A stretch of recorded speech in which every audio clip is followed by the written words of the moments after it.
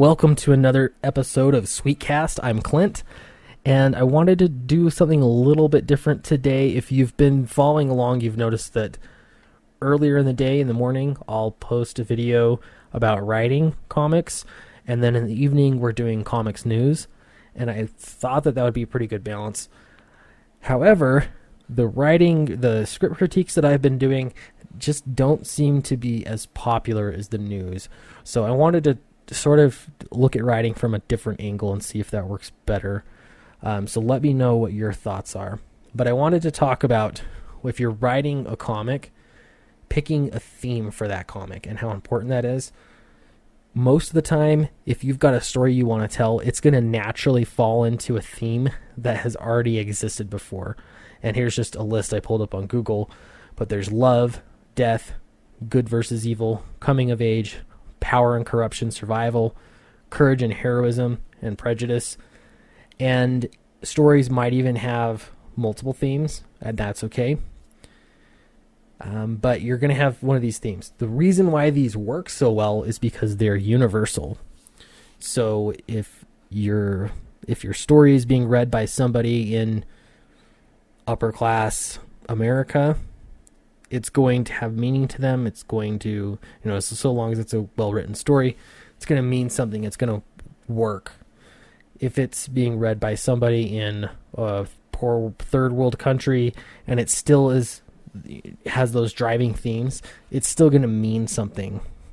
So they're absolutely universal. So a big problem with comics today is that there's these traditional themes have been pushed aside in order to promote social justice. And so I pulled up a definition here of social justice, and this will explain why social justice is not a theme that works for storytelling.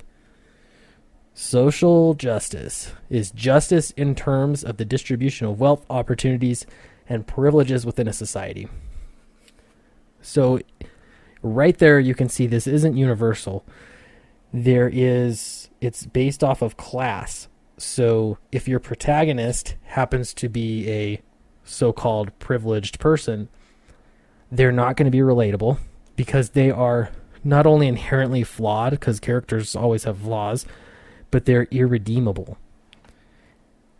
Social justice doesn't have a route out, even though, in some of the trainings, if you go to some of those diversity trainings, they'll tell you that there are, you can become an ally or subjugate yourself, basically. And somehow that will eventually make up for it. But it never really does. I mean, I've never seen an example of somebody that is a white straight male that has been deemed to have overcome their privilege.